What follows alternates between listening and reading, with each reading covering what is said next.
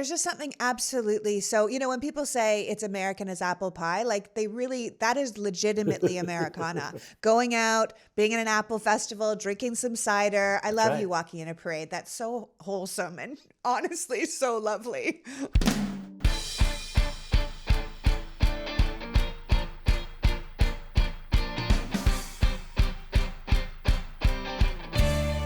Hello, and welcome to the PoliticsGirl podcast. I'm your host, Lee McGowan. Let's get into it. Today, we're continuing our series leading up to the midterms called Candidate Conversations, where we chat with candidates from across the country who might not be getting as much press, but whose races are deeply important. Today's podcast will be split into individual conversations with two amazing Democratic congressional candidates, both from their state's 3rd district. Brad Pfaff from Wisconsin's 3rd, and Marie Gluesenkamp Perez from Washington's 3rd. These are two of the closest races in the country, and both candidates are running against pro-Trump, pro-insurrection MAGA superfans who promote the big lie and are vehemently anti-abortion. Both candidates are Democrats with deep ties to the community, rural backgrounds, and are believers in women's rights. Brad Pfaff grew up and worked on his family's dairy farm in Wisconsin. He knows the land, he knows the people, and he knows what his district needs. Pfaff was a staffer for Democrat Ron Kind, the outgoing congressman for 12 of his 24 years in Congress. He spent 8 years at the Department of Agriculture under Obama and served as the Secretary of Agriculture for the Democratic Governor Tony Evers. He is currently the incredibly popular state senator for Wisconsin's 32nd district, the husband of a girl he met at 4-H, and the father of 2 college-age daughters. He is literally perfect for his district, except for the fact that he is running against a Trump-loving, gun-toting, sexual assault-bragging, MAGA super troll who is one of the 6 congressional candidates who was at the Capitol on 1/6 and whom Trump just loves. It's believed that Brad's race will be the key indicator of which party controls the House after the midterms. Do people care about local issues, a representative that knows them and will fight for them, or do they care more about a Trump-endorsed culture war issue warrior? So without further ado, please welcome my first guest, State Senator for Wisconsin's 32nd District and Congressional Candidate for Wisconsin's 3rd, Brad Pfaff. Welcome, Brad. Well, thank you, Lee, for having me. I was just overhearing your beautiful fall weather. I'm so jealous. We live in Los Angeles, but I'm originally from Toronto, and I miss the fall more than anything. This is a beautiful time of the year right now in the upper Midwest. The problem is we know what's coming here in the next couple months. Well, I'm also from Toronto and went to my undergrad in Montreal, so I feel you on that. I remember walking outside and having my nose hairs freeze, and I was like, it's just so cold. I hear you. That's exactly right. But no, it's wonderful right now, and the trees are just starting to turn color. You remember that. The trees are just starting to turn it's orange. The best. The apples are all over the tree. It's just amazing to see that. I know, isn't it? There's just something absolutely so, when people say it's American as apple pie, like that is legitimately Americana. Going out, being in an apple festival, drinking some cider. I love you walking in a parade. That's so wholesome and honestly so lovely. Walking a lot of parades, Lee. A lot of parades. I've seen you, Brad. You're out there opening restaurants. You're out there at community library gardens. I mean, you really love your district, and I really appreciate that about you. Well, you're a genuine public servant. I love this district. Well, thank you for joining me. I mean, Wisconsin is a key battleground state. Republican Senator Ron Johnson is being challenged by Lieutenant Governor Mandela Barnes. Democratic Governor Tony Evers is running against the Republican Tim Michels. And in your district, which went for Trump by 5 points in 2020, it is seen as the key Republican pickup opportunity for the midterms. That's what everybody keeps telling me. And the thing is this, is that we're going to hold this seat. We are going to hold this seat because I'm running against someone that doesn't share the values of the people here in western and central Wisconsin. This is an individual that's an insurrectionist. He was part of that shameful, awful, deadly day of January 6th. This is an individual who tried to get on an airplane with a loaded handgun. Who does that? The people here in western Wisconsin and central Wisconsin share common values of hard work, dedication, and resilience. And they also know the difference between right and wrong. Derek Van Orden moved into this district in 2019 for the sole purpose of running for public office. He failed in 2020. He'll fail again here in 2022. And it's not because the Republicans aren't putting enough money into this race. My Lord. Kevin McCarthy and the Republicans have raised over $4 million for him. What they've done is they missed the mark on their candidate. They got a candidate that doesn't share the values or doesn't know the people or the communities of this district. So I'm excited. Things are going good, and we're going to continue to work hard here, and we're going to do it the Western Wisconsin way, and that is make sure that we talk about community. We talk about what we can do in order to make sure that this district is represented by one of us. Yeah, by one of you. That makes perfect sense. And that is how the House was designed to work. The House was designed to represent the country and the districts and all the different faces of the country. And Right. you are a face of your actual district. You grew up there, you went to public school there, you've been a state senator there. You really know it. And so That's right. that should be who represents a district, right? And the That's right. reason Kevin McCarthy is throwing this much money into this race is because they think they can flip it. And as you're saying, nah, they can't, right? This is one of the closest and most watched races in the entire country. So what made you decide to take up this mantle and decide to run? Because you're clearly a very dedicated, passionate state legislator. So what inspired you to switch and do federal politics? Do you just feel like you had to take up the mantle because you knew who you'd be running against? Well, without a doubt, we need to make sure that we have someone that shares our values, and we cannot have this outside interloper who's well funded by dark money coming in here and trying to buy this seat. This is my home.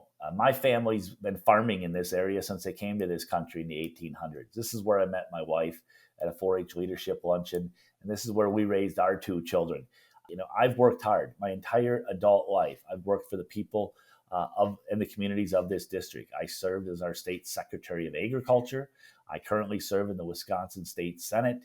I did rural policy and agriculture policy for our former U.S. Senator and our current member of Congress who's retiring. I know this district, and I know what the people of this district are looking for in their member of Congress. And it's not an insurrectionist. It's not someone that verbally harasses a teenage librarian aide over a book display celebrating Gay Pride Month. And it surely isn't someone who thought that they could get on an airplane with a loaded handgun. That is not who the people of this district want representing them in Congress. So I don't care how much money Kevin McCarthy and the Republicans think that they can throw at this. I know the people of this district, and I know the communities of this district. We're going to win this seat, and we are winning this race. Oh, I'm so glad to hear that, Brad. That's such a great attitude. And you obviously have such a love for this district and this state. It's who you are, and it shows. It comes right through you. Now, you won't just be representing Wisconsin's 3rd district in Congress. You will also be representing the Democratic Party. So let's talk about, for our national audience, where do you fall on Democratic issues right now, like protecting democracy and reproductive freedoms and even infrastructure, because the Republicans keep voting against that. And yet we've passed this wonderful infrastructure bill that will help rural communities like That's yours right. with things like internet. Well, that's just it. They're all talk and no action. Let's talk a little bit first of all about reproductive health care and choice, Please. to be particular. What Samuel Alito and the 5 U.S. Supreme Court justices that joined him, what they did in June set this nation back. 50% of our nation's population have lost a right that they have had. And the thing is, here in the state of Wisconsin, we go back to 1849 law that has no exemptions at all for rape or incest. And there's even questions when it comes to the life and health of the mother. It's awful. And I was the first Wisconsin state senator, once this Alito decision came out, to call upon Governor Evers to say, hey, bring us back into special session. Let's codify Roe v. Wade into state statute. Obviously, we need to codify it in a federal statute, but let's codify it in a state statute. I am proud that my partner, Governor Evers, called us into special session. But guess what, Lee? The Republicans gave us 13 seconds. They gavelled in and they gavelled out. And they adjourned the session after 13 seconds. They turned their back. They snubbed their nose at 1/2 of our state's population. And that is absolutely wrong. And so, Lee, I'm up on TV right now with a very powerful TV spot, joined by my wife and my daughter. And we talk about challenging, complicated pregnancy. I am proud that through medicine and through science, our daughter, Lizzie, came in to this world early. But the thing is that we had a lot of hard conversations with our OBGYN. And the thing is this, Lee, there was no place in that doctor's office for Samuel Alito, for the Supreme Court, and for these Republican partisan hack politicians in those conversations that my wife and I were having. There was no place for that. But the thing is Now we have a political party that believes that they can make this choice. They can make this decision. And I am running against an extremist out here who has no exceptions for rape or incest or for the life or health of the mother, who has said that if he gets elected to the U.S. House of Representatives, he will vote to defund Planned Parenthood, that he has compared abortion to genocide. I mean, these are big, powerful, ugly words and terms. He is so far out of touch. And Lee, I will tell you this. This is a small C conservative district, but I don't care. The people that I speak with here, it doesn't matter the age group they're at, the demographic, the gender, the social economic status. They know this is wrong. They have shared this with me publicly. They have shared this with me privately. These aren't just Democrats. These are Republicans as well. They know this has gone too far. They did go too far. I've always said that they bit off more than they can chew, right? Yes, and that's right. You can make it a talking point, but when you start taking rights away from people, then it becomes real. And you have to say, do I believe in taking basic human rights away from people, or do I not? And it doesn't matter if I've always voted R. Is this something I believe? And you've been very clear as a member of Congress, you would never vote for a national abortion ban. Never. In fact, you've promised to codify the rights to contraception, which is essential, the right to choose, and the right to same-sex marriage as a congressman. And I think these are essential things for people around the country to know that you believe in, but also that you plan to follow in the footsteps of the previous congressman who was independent from Washington, who could look out for your district first and know that you represented democratic values in Congress, but you were going to represent the people of Wisconsin first. And the people of Wisconsin, as you're saying, know that this is wrong. They know it's wrong. Hey, I'm a good Democrat. I serve in the Wisconsin State Senate. I've served in a cabinet position for Democratic Governor Tony Evers. I will always stand up to make sure that people of this district are heard and get their fair share. We are going to make sure that people's rights are protected. And what happened with the U.S. Supreme Court was an extreme overreach. And I'm telling you, the people in this district, urban, suburban, or rural, they have spoken up and they've said, this has gone too far. Unsurprisingly, my Republican opponent has been quiet on this because he's very, very clear where he stands. Well, I mean, your opponent has gotten his marching orders from on high. He's not representing your district. He's representing an extreme position that he has been told to represent. Yes, he has. Yes, he has. So let's talk about him. Let's talk about your opponent, Derek Van Orton, who is a Trump man through and through, one of the first congressional candidates endorsed by the former president.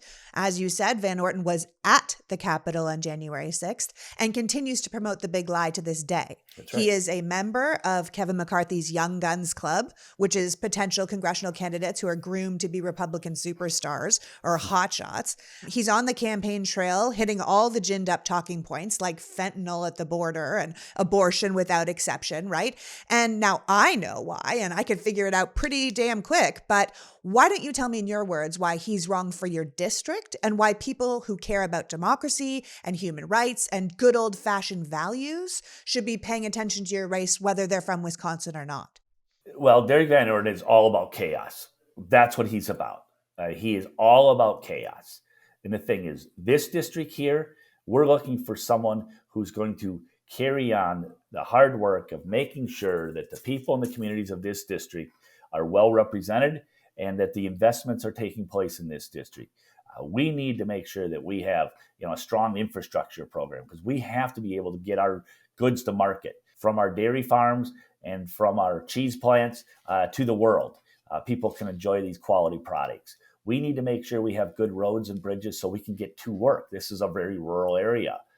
We need to make sure we have things like broadband, which is essential. It's a staple. But the thing is, in a rural area, there's too many places that don't have it. Derek Van Orton is all about creating chaos. He's all about the national talking points. He's not focusing on the local needs of this district. And so my campaign is a campaign that is based upon community.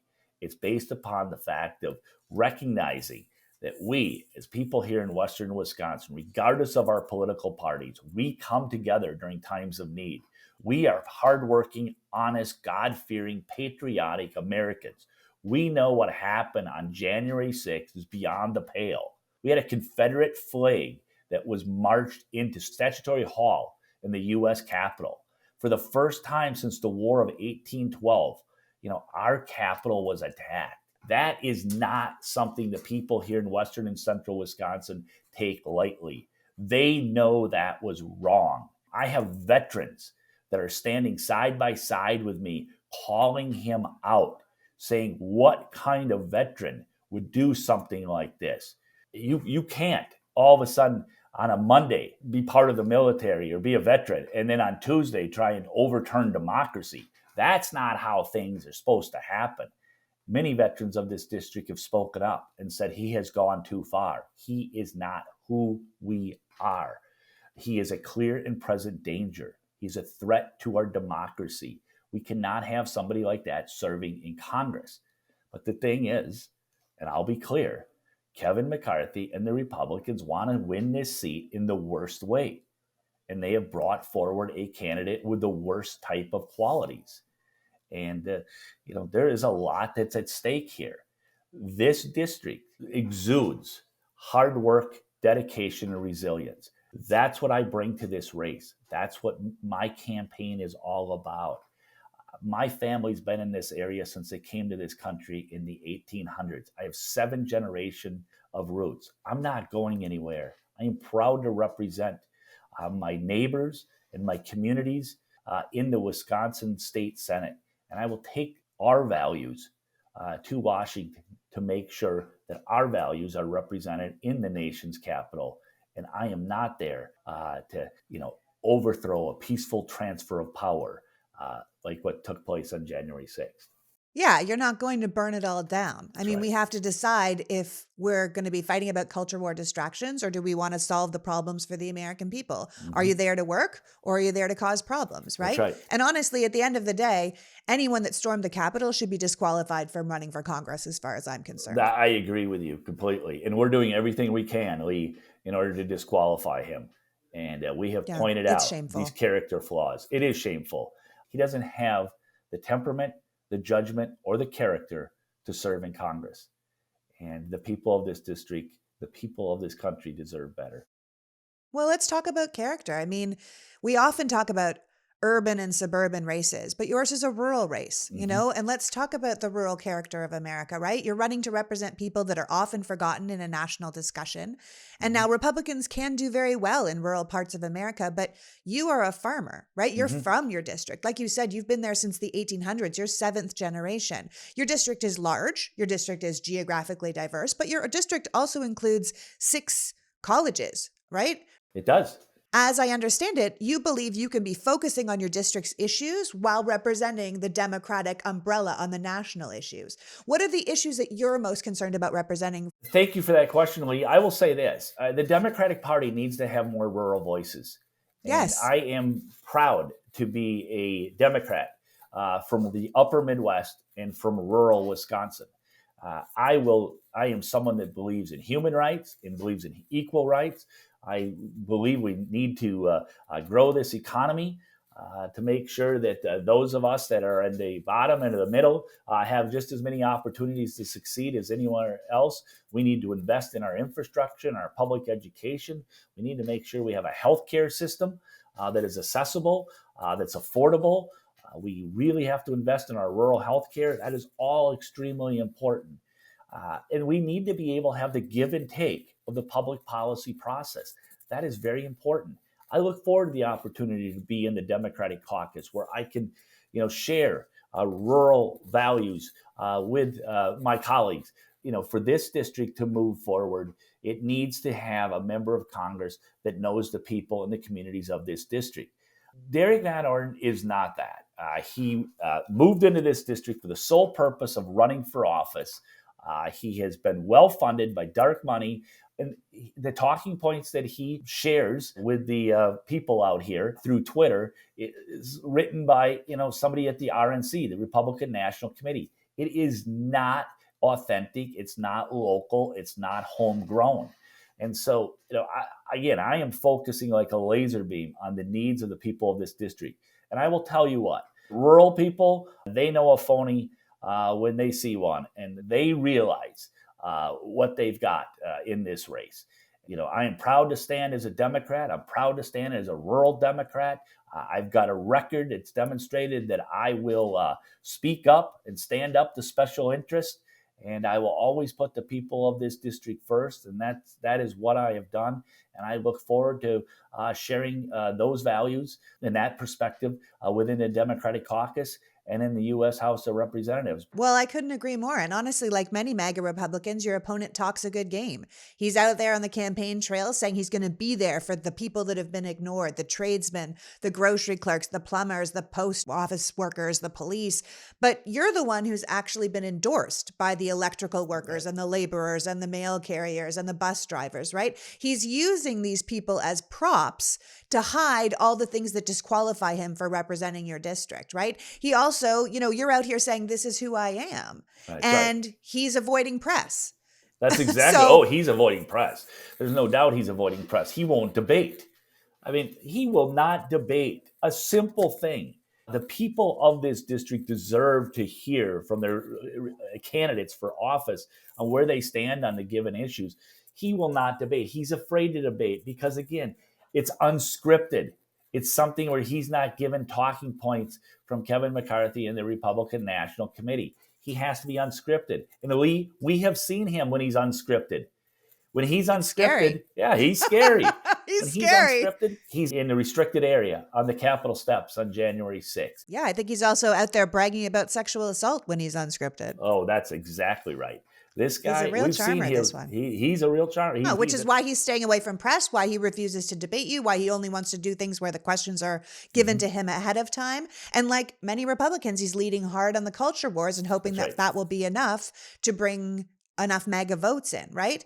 I think people need to be really clear that your race is essential for many reasons. One, so a blue seat doesn't turn red. Two, because you are an absolutely darling, genuine man. And I wish the people that were just listening could see the visual of this, because you are absolutely as American as apple pie. You're just adorable and I love you. He's such a dairy farmer, perfect, met his wife at 4-H. Like, I just want to hug him. But also, your opponent is going to join the caucus in Washington that is the worst of the MAGA movement. He is in there with your Marjorie Taylor Greenes and your Lauren Boeberts and your extremists, right? That's exactly right. Not only do you get to have a congressman that knows your district and knows Wisconsin and cares about Wisconsin and the people of Wisconsin and the values of Wisconsin, but you also get to stop a man who would only exacerbate the extremist problem we have on a national level. That's right. That's exactly right. Thank you, Lee. The people of this district deserve better, and I will do everything I can to be a member of Congress that will go to Washington, D.C. and work hard for the people's interest and make sure that this district has somebody that they can feel proud of. And come and talk to. If you refuse to debate, you also refuse to see your constituents when you represent them. And you're someone that have been open to your constituents as a state legislator, and now you will be open to your constituents as a congressional member. And at the end of the day, you are mild-mannered, but you are a fighter, right? Yeah. I've looked at your record, right? You were very angry when your Republican-controlled legislature in your state delayed a plan to distribute money that had already been allotted to your communities for the opioid epidemic. Mm-hmm. You filed lawsuits against local polluters to make them accountable for the damage they'd done to your water. Mm-hmm. I mean, you are a kind and mild-mannered Wisconsin dairy farmer, but at the end of the day, you're going to fight for your people. I have to. When I was Secretary of Agriculture in the state of Wisconsin, the Republicans wouldn't confirm any of us as cabinet secretaries because they were fighting with Governor Evers, because Evers defeated Scott Walker, one of the darlings of the far right. And so what I learned as State Secretary of Agriculture when I was speaking to Republican farmers as well as Democratic farmers, that they were hurting out here. And there was there was too many bankruptcies. And quite frankly, there was far too many farmer suicides. And we have in Wisconsin a farmer mental health line, but the Republicans won't fund that program for farmer mental health counseling. And so I spoke up to the legislature. I was very clear. You guys step forward and you fund this, because people are dying out here. Yeah. And they did not take too kindly, the Republicans did, to what I did. So I was the first Secretary of Agriculture, the first cabinet secretary in Wisconsin history to have my nomination rejected as Secretary of Agriculture, because I had the audacity to speak up for farmer mental health. That is extreme partisan politics that took place. Now, I am proud to say this. is 1 year to the day of my rejection as Secretary of Agriculture in the state of Wisconsin. The voters here in Western Wisconsin elected me to the state Senate because they wanted me to join them here in Western Wisconsin to hold those partisan politicians accountable. I'm willing to stand up, put my own job on the line to make sure that the residents of this district get their fair share, regardless if they're Republicans or Democrats. And again, these are the Western Wisconsin values, and we need more of these in Washington, D.C. right now. I think our nation would be better off if we had people that recognize why they were there and who they're serving. I couldn't agree with you more, Brad. I want to thank you so much for joining us today. You represent the exact kind of representatives that the House should be full of, but often isn't. An honest and sensible voice speaking for your specific district to ensure that your constituents' interests are properly represented at a national level. And I think if we had more Congresspeople like you, we would be doing a lot better in our quest for a more perfect union. So keep that audacity, keep that fight. And everyone that's listening, we got to keep this man in a blue Democratic seat. Thank you very much, Lee. Thank you. Have a good day. So that was Brad Pfaff, Democratic congressional candidate running in one of the most contested races in the country, and what the Republicans think is their best chance for turning a blue seat red, something we around the country simply cannot allow. Brad is the kind of candidate that those of us in safe blue districts should be directing our attention to. We need to help him beat Van Orton and send a message to the Republicans and the country that we're not going to allow this homegrown extremism to continue to grow in Congress. This is how we save the country, people, by focusing on elections like this. Now we're going to take a break and thank the sponsors who made this episode possible, and we'll be right back after this with another candidate running against a MAGA extremist in a very flippable red to blue district, Marie Gluesenkamp Perez for Washington's 3rd. Stick around. Okay, I'm super excited about this new sponsor because I already have drawers full of their product. The PoliticsGirl podcast is now supported by Bombas. Bombas's mission is simple: to make the most comfortable clothes ever and match every item sold with an equal item donated. So when you buy a product from Bombas, you're not just buying it for yourself, you're giving it to someone in need. My family has been devoted users of Bombas socks for at least 5 years. They are our go-to socks. We pretty much only ever wear Bombas socks. They are more comfortable, higher quality, and fit better than any other socks we've ever tried. I am wearing them right now. They've done product design and testing to such an extent that their no-show socks have been designed specifically to never fall down. They also make socks for everything you do. They have workout socks, everyday socks, dress socks, compression socks, cozy socks. We have their short socks, their long socks, their athletic socks, their snowboarding socks, and their hiking socks. So I'm not kidding when I say we're obsessed with this product. Plus, how nice is it to know that every time you buy yourself a high-quality product, someone else in need will get one as well? Bombas makes socks, shirts, underwear for men, women, and children. And so far, Bombas customers have helped donate over 50 million items of essential clothing around the world. So do yourself and someone else a favor and go to bombas.com/politicsgirl and use the code PoliticsGirl for 20% off your first purchase. That's bombas.com/politicsgirl and use code PoliticsGirl at checkout. bombas.com/politicsgirl. You know when you want to give a really good gift? It doesn't even need to be an expensive gift, just a good one. One that says, I thought of you, I care, I know who you are, and you matter to me. Well, Uncommon Goods is the place you should be looking. I personally love to give gifts. It makes me really happy. It didn't take me long in my life to realize that I get more joy out of giving gifts than I do in getting them. Don't get me wrong, I like getting gifts, but giving them really thrills me, especially when I know it's a really good one. Uncommon Goods makes it easy to find truly original gifts for anyone on your list. If you want to be giving the kind of present that someone actually remembers, Uncommon Goods is the place to shop. They have some of the most out-of-the-ordinary and meaningful gifts anywhere online. They're high quality, unique, and often handmade right here in the US. Who knows what the holiday shipping is going to look like this season, so it's probably not out of line to start thinking about your holiday presents now. From art and jewelry, the kitchen, to home and bar, Uncommon Goods has something for everyone. One year we got a jigsaw puzzle of our old neighborhood. You built it and it was our streets, our old home. It was such a cool present. They have create your own viewfinder, personalized cutting boards, whiskey making kits. And if you're not in the mood to start thinking about the holidays right now, there's a whole Halloween section that you can check out immediately. And if you want to feel extra good about yourself while shopping, you should know that Uncommon Goods supports small artists, independent businesses, and gives $1 back to a nonprofit partner of your choice with every purchase.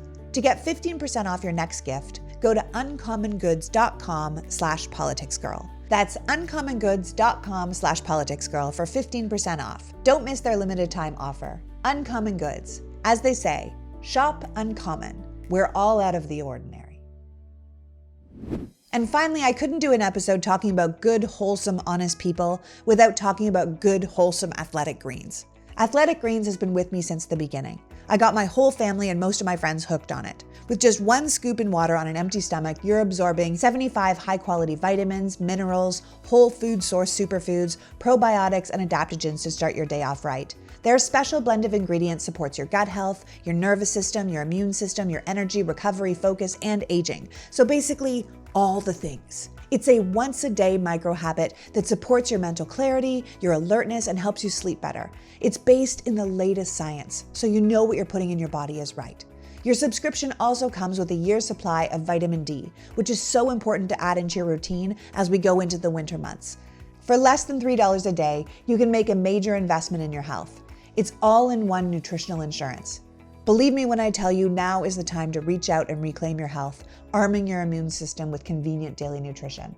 To make it easy, Athletic Greens is going to give you 1 free year of immune-supporting vitamin D and 5 free travel packs with your first purchase. All you have to do is visit athleticgreens.com/politicsgirl. Again, that's athleticgreens.com/politicsgirl to take ownership over your health and pick up the ultimate in daily nutritional insurance. And we're back. You've heard of MTG. Well, our second guest today is her polar opposite, MGP, Marie Gluesenkamp Perez, congressional candidate for Washington State's 3rd District.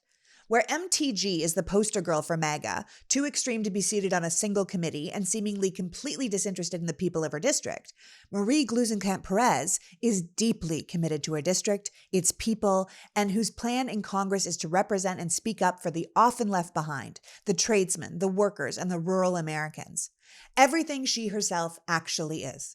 Like Brad Pfaff before her, Marie has been a member of her community going back generations. Her great-great-grandfather helped build the Washington State Capitol as a quarry foreman. Her grandmother was born in a logging camp in Sapu, Washington. Her parents met at Western Washington University after her father immigrated from Mexico. She owns an auto repair shop with her husband and has personally struggled with all it takes to run a small business in America, how hard it is to pay your employees a living wage and still have enough left over for yourself. She struggles with internet, dropping out at her home, and finding safe and proper childcare for her son. She is the American story through and through and plans to go to Congress to prioritize regular people because she is one. Marie is running to fill the seat that was filled by Republican Representative Jaime Herrera Beutler for 6 terms. But after Herrera Beutler voted to impeach former President Donald Trump, she was blacklisted and primaried by MAGA superstar Joe Kent. Standing up for principles and American values and the American people is no longer the Republicans' way. Culture wars and extremist rhetoric is the name of the game, and no one does that better than Marie's opponent, Joe Kent. The New York Times has called Washington 03 an almost perfect microcosm of the political forces at work in the midterm elections, and they have called her opponent part of the furthest right, most dangerous pro-coup elements of today's politics. Much like Brad and his opponent, there is absolutely no comparison between these two candidates. One wants to fix things, and the other wants to burn everything down. The Republicans are counting on this seat, but honestly, it's a toss-up. And it's up to people like us to make sure it falls Marie's way. So without further ado, please welcome my second guest, business owner, rural American, and Democratic congressional candidate for Washington's 3rd District, Marie Gluesenkamp Perez. Welcome, Marie. Thank you so much, Lee. I'm so excited to be here. Well, thank you for joining me. I mean, I have been watching your race for a really long time. So our first guest grew up on a dairy farm in Wisconsin, but he's been in politics for years. You also grew up in rural America, but this is your first sort of foray into politics. So you've been very clear that opening an auto shop was because you wanted to open an auto shop, not because you wanted to run for office. You opened an auto shop because you believe in fixing things. So is the fixing things part what inspired you to get into politics? Yeah, I think that there are a lot of obstructionists and people that want to burn down bridges and not build them. And it really feels like Congress, when I think about Congress, like I don't think of a place that looks like somewhere that people I know are. It is a lot of lawyers and doctors and folks with trust funds, and that's not who I am. And I feel like things will not get better until we start putting people in office who believe in fixing things, who believe that work is like inherently noble, and really committed to that in their daily lives and a broader perspective on the world. Yeah. I mean, you said government isn't going to get better if we keep electing Twitter celebrities and extremists, right? We need to elect more people that understand the needs of real Americans and will make the government work for those people. Yeah, that's absolutely right. I believe I would be the only member of Congress that doesn't have broadband internet at home. And like, that's how a lot of America lives. Yeah. And we should tell people that are just listening to this podcast as opposed to watching it that Maria's dealing with her internet right now from I think it's a cell tower or a radio tower. A radio tower. Yeah, that's right. I get my internet from a radio tower because we totally divested from rural infrastructure. And let me tell you what that's doing to our communities, right? I mean, the pandemic was so hard on so many kids, but what about kids that didn't have internet at home and had no way to get it? What about seniors that can't do telehealth?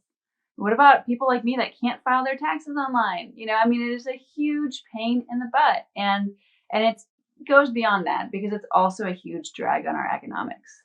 Yeah. Well, because I think what the Biden administration has said is that internet and broadband across the board has become the thing that sort of drives our economy. We could see through the pandemic for education, there were lots of kids that couldn't even get online to do their classes who would end up doing classes in the middle of a Starbucks or outside of a mall trying to get their Wi-Fi signal. Yeah. But then there were kids that didn't even have computers, let alone broadband in their communities. And I think it's things like the infrastructure bill that the Biden administration passed that will bring broadband to all these rural communities that is such an essential step for the modern world that we live in. You can't just leave people anymore. It's not, as you've said before, just watching cat videos. Yeah. This is doing your taxes. This is doing your banking. This is doing medical things. That is now all done online. Yeah. And, thank God for all the local libraries that worked so hard to troubleshoot. But it's like, we shouldn't be bootstrapping these things. Like, these are fundamental parts of our economy. And they're seriously suppressing, property values and the ability of people to live here. I mean, you can't work remotely if you don't have internet, and that's just the reality. Absolutely. And as you're saying, this is a decades-long problem with not investing in rural communities. And that is often, a red state problem because red states have often been the homeland for rural communities. I mean, you've lived in rural Washington for years. Like, you live right now on the edge of a national forest, I believe, right? Yeah. So, and you've been quoted saying it sometimes feels like rural Democrats are a dying breed, that Republicans somehow get ownership over the heartland in rural America, but you don't subscribe to that, right? You've been really clear that Democrats can no longer be ceding the territory of rural communities to the Republican Party because we can see what's happened when we do that. And it does the people and the country a real disservice to just leave rural communities to Republicans. Right. And it further divides us, right? Because if you have most Americans moving forward having internet and then you have a section of America that doesn't, it further divides us. It divides the experience that we have of the world and our and even our, education, health, all those things we touched on. And so it just drives us further apart. And it is really, really obnoxious to me to, hear Fox News tell me what we are and what we believe and driving that narrative. And Democrats have got to fight back on this. Like, we cannot continue to win presidential races or statewide races if we don't fight for rural districts. Yeah, well, that's one of the first things that jumped out at me about your candidacy, aside from the fact that I really think you can turn this red district blue, is how much you connect with the people of your community, of your district, and how you want to bring that firsthand knowledge of living where you live and be a different kind of representative in Washington. I mean, you've said, just like you were right now, that you're tired of people painting the Democrats as this rich, elite, out-of-touch party because you're a Democrat. And you're a working class Democrat. You're someone who's in the trades, who works with their hands and has firsthand knowledge of the problems that working people face. In fact, You believe that the Democrats should be working harder to get more people who, quote unquote, work for a living into Congress, because these are people that look like America, who experience the same economy as their voters. These aren't people looking down from on high. These are people who are with the people, and then they would better know how to represent the people. Do you want to expand on that? Like being a person of the people, working for the people? Yeah, I mean, the world like just fundamentally does look different when you are, in working America, and there are just so many examples of times that I felt like we get a lot of lip service as small business owners and as rural Americans. It's like they love to put, they love to use the imagery for TV commercials and for, political ads. But when it comes down to it, they're not going to put in the work to make things actually better.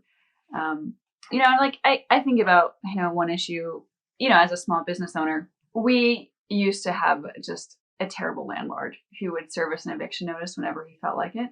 Eventually we realized like we can't keep running our business like this. When you fix cars, like you are tied to your community. You need to know the history of these vehicles so you can serve your customers. And so I knew we needed to buy our building. I happened to have a degree in economics. It literally took me a year to successfully apply for a loan from the Small Business Administration. Like the application was the size of a phone book. In this whole year that I'm spending applying for this loan, all these shops that we're looking at as like potential places we might buy, they're getting turned into condos. They're getting turned into coffee shops. They're being bought by investment portfolios, and they're being taken out of commercial real estate and like these places that provide family wage jobs. And so it's just feels like you're on an escalator going backwards.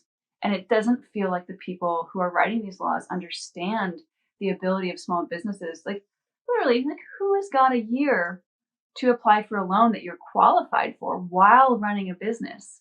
And so it just feels like we've got to do better to support businesses, especially coming through the pandemic. We have so much ground to make up, and we need different leadership to get there.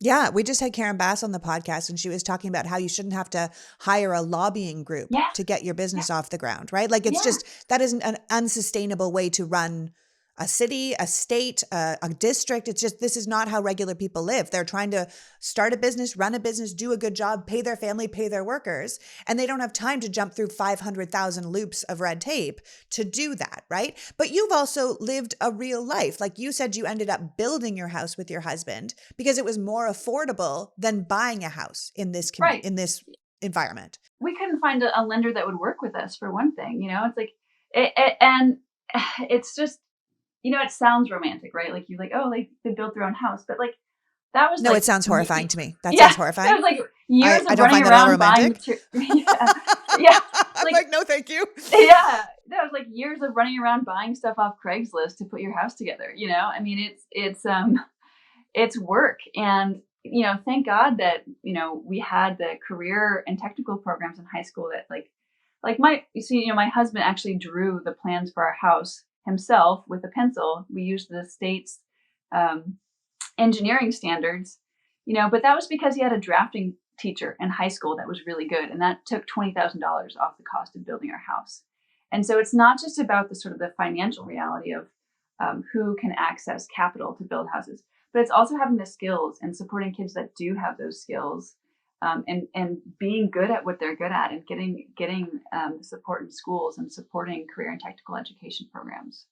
And this is the kind of stuff I love about your campaign, because you're talking about the world, the country, from a totally different angle. You're saying, I want to go to Congress and say, hey, we need more trade programs. I want to go to Congress and say, we need to invest in these programs for children coming up so that they can be a plumber or an electrician or a drafter, this kind of thing, instead of just focusing us all on one track where we all end up as sort of white collar elites. And that's not how the country actually functions. That you had the career and technical abilities to build your own house, but you were doing that because you were in a financial situation, and then you had to have these other skills in order to fill that in. And most people don't have that. And you want to go to Congress and help those people. It's the same thing with your son, right? You have a son now. You couldn't find affordable childcare for him. You're actually living the existence that a lot of people in America are living, where they say, okay, well, I have my child, but now where do I put him when I go to work? So you bring your child to work with you because there was no affordable childcare. And this is the kind of problem, real life American problem, you would like Yeah. to solve in office. Yeah. And it's like, I get it. Like, I'm in a privileged position where I can take my baby to work, and that is a position of privilege. It also sucks. It sucks to have a baby at an auto shop, like constantly wiping stuff down, like waiting for fumes. Like, it's not the way that we should be running things in America today. And it goes back to, I think, part of what's going on. Like, so 1 in 10 childcare facilities has shut down permanently since 2019. Like, you want to talk about like heavily regulated industries. Like, a friend of mine runs a daycare. She says that our state has not printed the regulations in 6 years because they change too frequently. And so it's exactly what you were talking about with, like, there are cottage industries of staying abreast of these regulations. Like, what fundamentally keeps children safe has not changed in those past 6 years, but the regulations are constantly doing that. And the downstream effects of that are that people like me are left bringing their kids to work in suboptimal conditions, and we have workforce shortages. I mean, that's the undeniable consequence of this. Like, people that might like to be can't afford to work. And they've got to put it's frequently women putting their careers on hold because we're not doing a good job of supporting businesses and families, frankly. Yeah, which brings us back to one of the big issues that we're talking about in this election, which of course is reproductive rights, right? If you want to force women to have babies and then you have nowhere for those babies to go once they've been born, that's a real problem. How does anyone go back to work? Maybe that's the thing. They don't want us at work. They want women at home without internet, with their babies on their hip, perhaps. But your opponent, who you're running against, Joe Kent, he's incredibly clear where he stands on abortion, which is that pregnant people should have zero rights to make decisions for their own body. Even Lindsey Graham's national abortion ban doesn't go far enough for your opponent. He believes abortion should be criminalized. Where do you stand on reproductive rights? It is so obnoxious for me to hear these men tell us what our options are. Like, I just think about like some like 20-year-old staffer for Lindsey Graham. I'm like, you haven't been pregnant. Like, you have no idea how complicated this is. And like, even if you have been pregnant, like, that's still a very small sample size. And so this idea that we are going to somehow have a government bill that's going to account for all of it, like, no, like, it is the choice of a woman and her doctor. Like, that is it, and to see things go so backwards so quickly. And I had a miscarriage in 2020, and it was awful. And I'm frankly very tired of talking about it. But at the same side, I think about, like, what if I had to have the sheriff show up at my door after that and ask me what really happened? Like, how traumatizing, how disrespectful, how backwards is it to go through something like that and then, have a criminal investigation into your body and what happened to you? It's shameful. It's shameful. I think the thing is that, like you said, you don't have to have been pregnant.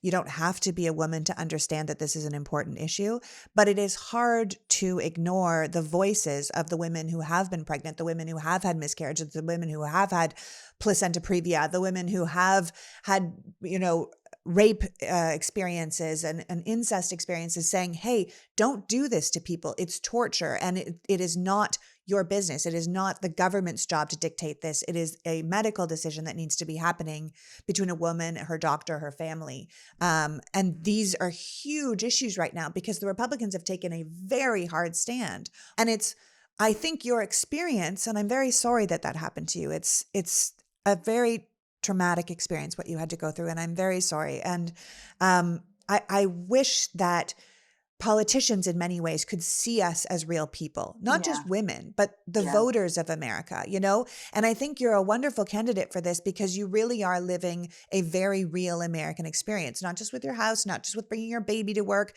You're running a small business. You're trying to pay what you call, I think you call it not a living wage, you call it a family. Yeah, family wage job. Yeah. Yeah. Family wage job that you could afford to take care of your family with the money you pay them. Yeah. But that has also left you and your husband in a position where you said, okay, do we pay our workers enough to take care of their families? Or do we have health insurance for ourselves? And you said, okay, if we're owning a business, we're going to pay our workers enough money to live and take care of their families, which means that the only person we're going to afford to be able to have health care is our child. So you made a decision to give your child health care, but you were like, this, for us, it's just too expensive right now. And I think that there are so many people in America that can relate to that. Yeah. Yeah. And it is crushing small businesses too. Like, I hate to keep bringing it back to that, but like that's the reality. Like, most small business owners I know do not have healthcare for them, health insurance for themselves. Like, the premiums are just like out of control, and you're facing these decisions of like, am I going to put away money for retirement? You're basically like mortgaging your future, and it is a really hard choice to make, to say like, am I going to pursue this small business that you put everything in? Or are you going to sleep at night knowing that if you get in a car wreck, you're not going to have to sell your house? You know, like And how it is. wonderful would it be to have someone in Congress that understood that predicament, who had felt that going to sleep at night? Because I think a lot of them don't. Yeah. And it's rural healthcare too. Like, where I live, if you're on the public exchange, there's only one option. And like, it is not the good one. Like, it was like the hospital that had COVID outbreaks all the time, and the maternity ward, and it's just like, it's tough. And then there's so much inequity, and this is America, right? Like, we've got to do better. Yeah, we have to do a lot better. If I can speak about doing a lot better, I want to contrast you to your opponent, Joe Kent, because we can't do this conversation without talking about him. Joe Kent, for people that don't know, was brought into Washington's 3rd District as a ringer for the MAGA movement. He's been highly promoted from everyone from Matt Gaetz and Michael Flynn to Trump himself. He proudly wears the mantle of extremist. He calls Kevin McCarthy, who has sold his soul to Donald Trump, to establishment. He is clear in his positions that the election was stolen, that January 6th was an intelligence operation, the people that stormed the Capitol are political prisoners. In fact, his top priorities, if he wins, is to arrest Dr. Fauci, have a national abortion ban, make abortions a criminal offense, abandon Ukraine to Russia, and defend the FBI, which is bananas to me, when the contrast is someone that's like, I understand your feelings. I understand where you're coming from. We should work on healthcare. We should work on education. We should work on affordable childcare. Those are the two contrasts in Washington 03 right now. Now, you have been a Republican district for a while. But you had Jamie Herrera Butler there, who is now considered a rhino. She was defeated in a primary by Joe Kent because she voted to impeach Donald Trump after 1-6. So what would you say to people who are now saying, do I want to vote with the Democrats, or do I stay a Republican but end up in this Joe Kent Republican Party? Yeah, I've talked to so many Republicans that just feel like the party has really left them behind, and it's just become this feeding frenzy of like extremism, and so out of touch with the real values. Like, I don't know anybody who thinks arresting Fauci is a top priority, right? Like, that's just like internet chat room. Like, in the real world, like, we're worried about inflation, and we're worried about our kids going to school. We're worried about being able to afford housing.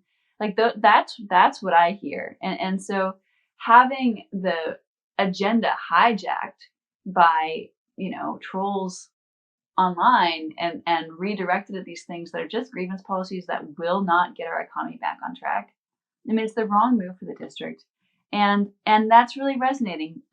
We are getting a lot of support from moderate Republicans, and what we're hearing from them is that it is about patriotism. It can't be this hyper partisanship if we want to have a functioning government and democracy. Like, we've got to come back and get work done here in the middle. And that's why I'm running, to be a voice for what our needs really are, for working families. And, Kent wants to just rehash these grievance policies and get people angry. And, maybe he is raising a lot of money off of that.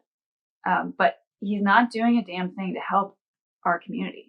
No, he's helping the extremist wing of his party. That's what he's there for. I mean, he's there as a puppet to step in to be revenge against the Republican incumbent that was there because she voted the wrong way and his master didn't like that. He's willful and gleeful towing his party line. He's the furthest of the furthest right. He says that vaccines are experimental gene therapy. He thinks we should be arresting Dr. Fauci for murder. He's against mail-in voting, which is proven success in Washington state. He's proposed ending all immigration. And recently he's talked about defunding the Department of Education. I mean, he seems like way off a cliff in the wrong direction, I guess. Yeah. And don't forget defunding the FBI. I mean, the lead organization, working against child predators, like, I happen to think like that, the FBI is a pretty important institution for maintaining our standard of security. Yeah, well, the FBI, if people don't know, is the police end of the Justice Department. And without it, we have no one to actually go after federal criminals. I think what's good about you is that you reject this kind of hyper-partisanship. You've been very clear that you can find common ground with the people that voted for Herrera Butler, that you are not so blue that you can't see the people who are in the red, because ultimately you live with them. You have the same problems of them. You have the same issues that they do, and you want to speak up for them. I know in high school you went to the Young Republican and the Young Democrat Club, and you were open to kind of all ideas, but you ended up finding your way to the Democratic Party, I think in some ways because the Republican Party lost you. Yeah, well, and the big reconsideration is my brother came out as gay, and realizing like how wrong so much of the social policy is in the Republicans, and just out of, just blatantly false, Yeah. Yeah. Well, if the party rejects your family member, then you have to reconsider it. And I think that all the time. There's lots of people who are gay or who are in the LGBTQIA community, who are trans, now who are women, who look at people who are still voting Republican and they're like, they're against me. Like, you can't not see that they're against me. And if you love me, then I need you to reconsider where you're voting from. Because at the end of the day, you said it at the very beginning, we need people that want to build bridges and not burn them down and not alienate their neighbors in America. Because ultimately, extremists don't pass bills. They don't look out for the constituents, right? The work happens in the middle where real people actually live. And rhetoric and celebrity and extremism, those are all on the edges and on the fringe. And we have to stop putting these fringe people in a position to make policy because they're not going to do it. Yeah, I mean, he has been very clear. Like, this is a guy that does not believe in bringing home federal dollars. He's like against omnibus bills. I mean, he's like, they're too long. I won't read them. I won't vote for them. And it's a bad joke. It's this sort of obstructionism that is only going to take us backwards very quickly. Oh, I think everyone in the country can see that this side of the party only wants to take us backwards or wants to take us to somewhere more extreme, some sort of soft and or regular fascism, to be quite honest. I mean, there's nothing Republican about your opponent. In fact, he's shunning the Republican Party in your state, calling them rhinos. If you're not for me, you're against me. The man is nothing but a mouthpiece for Donald Trump, his criminal friends. He'll kind of do and say whatever it takes to get into power at all costs. And then he'll use that power to serve not the people of Washington's 3rd District or the country itself or even the Republican Party. He'll use it to serve whatever criminal leader MAGA puts in charge in 2024. So you have Joe Kent, who has no interest in fixing anything, and then you have you, who wants to fix a lot. And I think that's a very clear division. And I think that anybody in your district, but also around the country, who wants to put money into a campaign that could really stymie this extremist wing of the party, it would be this one, because they are really counting on Joe Kent winning this seat. And I think you could come up as a real upset for them. It's interesting the way that, redistricting happened in 2020. Right now, this district, as it's currently drawn, would have voted for Donald Trump by 0.5%. So it is a razor's edge. And, the Cook Political Report reclassified it. They went from strong Republican, skipped over likely, and went all the way to lean. And so this is really a razor's edge. And when you compare the extremism of my opponent to the values of the district, like, this is absolutely a place we can keep an extremist out. And moreover, it's this fulcrum point, right? I mean, the power of incumbency is so intense that keeping this man out of office, it is an asset. It is, it's so much less work than it's going to take to get him out once he's there. Yeah, you have to stop him from getting in rather than try and remove him once he's there. Absolutely. So finally, before I let you go, when people ask for your yard sign, you also suggest they put up an American flag. Yeah. Can you tell me why that is? Yeah, I just think it's so sad that the American flag has become this symbol of extremism, and they feel like they get flown from the back of the pickup trucks with the Trump sign, and it's like, that's our country. Like, take it back. Like, we cannot afford to let this symbolism just go unchecked. Like, it is our country, and it's so meaningful to me that people are doing that. I love to see an American flag next to a Democrat's yard sign, right? Like, it's our country too. Yeah, it's our country too, and we're going to fight for it.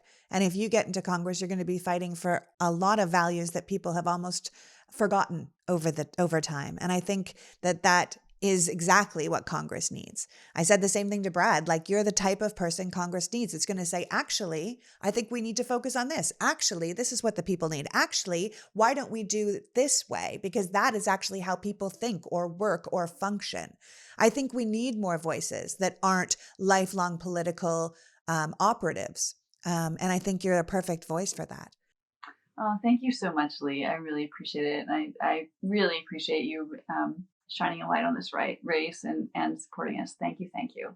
Of course. I thank you for joining me today. I mean, your race is one of the most important congressional races in the country. It's always been a red district, but it's now split. And I honestly think you, as a proud working class auto shop owner, 5th generation Washingtonian, clear pro-choice candidate, might just be the person that could take it away from this extremism that the country is finding itself on, to stop the slippery slope, right? And this sort of white nationalist sympathizing, election denying MAGA superboy that you seem to be running against. So I want to thank you so much for joining me today. I want to thank you for being here. And I wish you nothing but good luck in your race for Washington's 3rd district. Thank you. Thank you, Lee. Thank you so much. Take care. So that was congressional candidate Marie Gluesenkamp Perez, a new voice for the Democratic Party, hoping to turn a red district blue with their honest desire to represent the people, all the people, and make sure their voices and their needs are no longer forgotten on the national stage. Both Marie Gluesenkamp Perez and Brad Pfaff are homegrown candidates, people who know and love their districts and will represent them and our democratic values in Washington. Both are up against MAGA candidates hand-picked for their almost performative levels of extremism. We need to send a clear message that people who storm the Capitol and deny proven election results have no business running this country. And while these extremists are short on morals and values, they aren't short on money. So if you can, support Brad and Marie by donating to their campaigns or joining their volunteer outreach as they fight to protect democracy, reproductive freedom, and the voice of the rural working American in the midterms. Remember, even if you aren't from these districts, you can make a difference to these must-win races. I want to thank Marie and Brad for joining me today, and you for caring enough about democracy to be here. There's only 5 weeks till the election. Let's make them count. Until next week, PG out. The Politics Girl podcast is written and performed by me, Lee McGowan, in partnership with the Midas Media Network, and produced and edited by Happy Warrior Entertainment. All rights reserved.